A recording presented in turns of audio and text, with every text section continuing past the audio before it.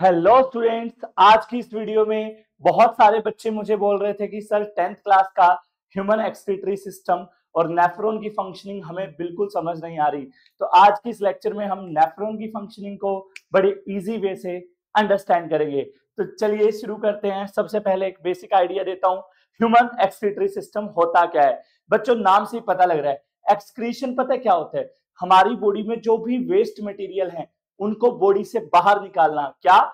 जो भी waste material हमारी बॉडी में प्रेजेंट है, मेटाबॉलिक जो वेस्ट है, जो हमारी बॉडी अनडाइजेस्टेड फूड रह जाता है हमारी बॉडी में, जो अनवांटेड पार्टिकल है बेसिकली, उस पार्टिकल्स को बॉडी से बाहर फेंकना, दैट इज कॉल्ड एक्सक्रीशन। और उसके लिए भगवान ने हमारी बॉडी के अंदर, यस इसी बॉडी के अंदर डाला है ह्यूमन एक्सक्रीटरी सिस्टम। जैसे सोचने के लिए न्यूरल सिस्टम, डाइजेशन के लिए डाइजेस्टिव सिस्टम, ऐसे ही वेस्ट मटेरियल को चल बाहर, चल चल चल चल, उसके लिए क्या है?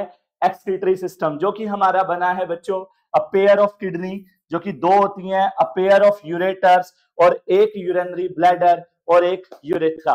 बच्चों, ये सारे ऑर्गन्स कोऑर्डिनेशन में काम करते हैं। किडनी की अगर हम बात करें तो दो होती हैं, रेड कलर की होती है, बीन शेप होती है। कैसी शेप होती है? बीन शेप, राजमा जैसी होती है, राजमा जैसे ही कलर होता है, राजमा जैसी शेप होती है।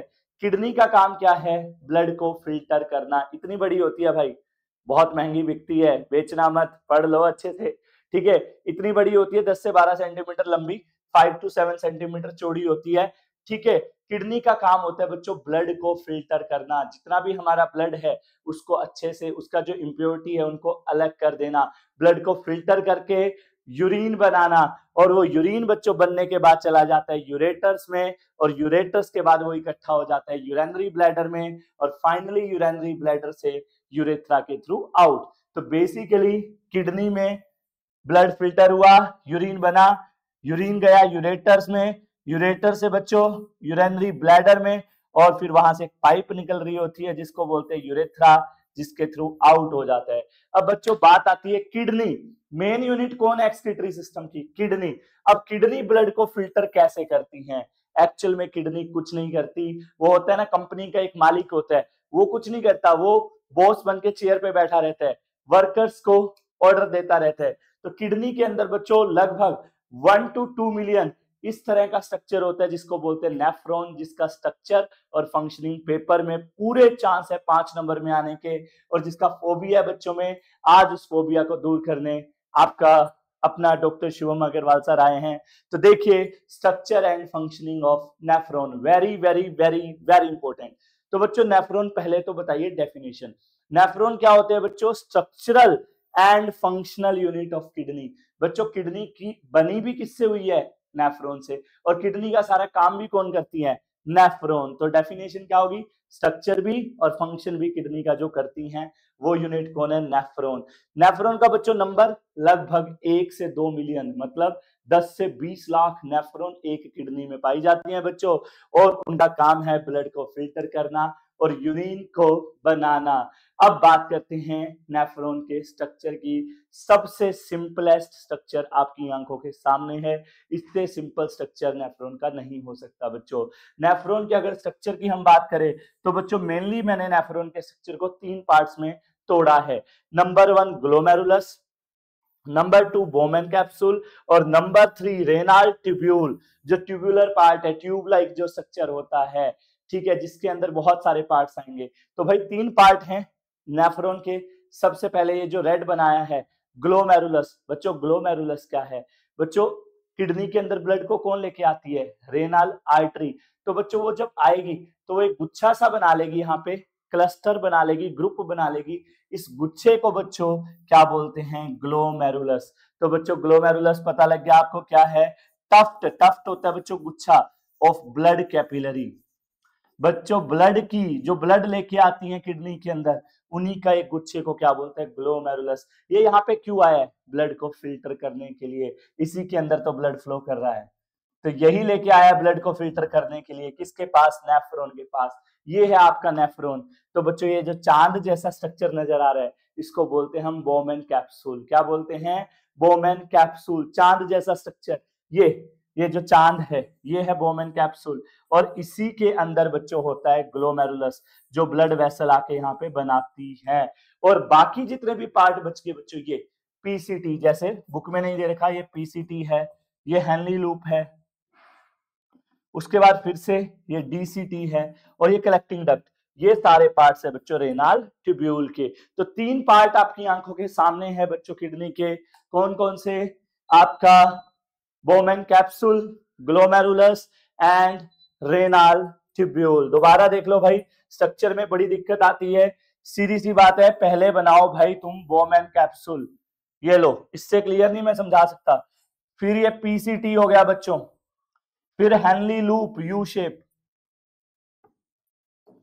फिर डीसीटी, ना भी लेबल करोगे तो भी चलेगा बट बता रहा हूं मैं तुम्हें, और finally collecting duct. That's it. क्या? बोमेन कैप्सूल, और ये पूरा रेनाल ट्यूब्यूल, और ये जो ब्लड को लेके आती है किडनी में फिल्टर करने के लिए, और जो इकट्ठा हो जाता है, दिस इज ग्लोमेरुलस। तो बच्चों ये सारे पार्ट्स आपको याद रखने हैं।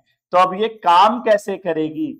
ये जो किडनी आपकी आंखों के सामने है, ये काम कैसे करेगी? ये जो नेफ्रॉन है, ये फंक्शन कैसे करती है? आइए जानते हैं। स्ट्रक्चर आ गया भाई समझ? बहुत आसान है। बोमेन कैप्सूल, इसके अंदर glomerulus, PCT, Henley loop, DCT, collecting duct, पूरा डिटेल स्ट्रक्चर बच्चों किसका है? ये नेफ्रॉन का। तो चलिए फंक्शनिंग की, तो बच्चों नेफ्रॉन काम कैसे करती है, कैसे ब्लड को फिल्टर करती हैं, कैसे यूरिन फॉर्म करती हैं, तो बच्चों ये सब 3 स्टेप्स में होता है। पहला स्टेप्स है ग्लोमेरुलर फिल्ट्रेशन, सेकंड स्टेप है रीएब्जॉर्प्शन, और थर्ड स्टेप है सिक्रेशन। बहुत सिंपल वे से समझाऊंगा। सबसे पहले बच्चों ग्लोमेरुलर फिल्ट्रेशन। तो देखो होगा क्या आपका बच्चों, ये ग्लोमेरुलस है, इसमें ब्लड आया है, तो सबसे पहले बच्चों क्या होगा, ये ब्लड आया, ये ग्लोमेरुलस से ही फिल्टर होना शुरू हो जाएगा। बच्चों सपोज करो ये ग्लोमेरुलस है, तो ब्लड इसके अंदर है, ये यहां से फिल्टर होना शुरू हो जाएगा।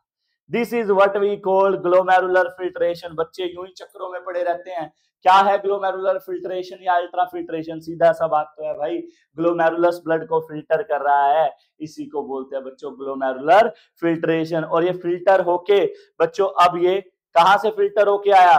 ग्लोमेरुलस से।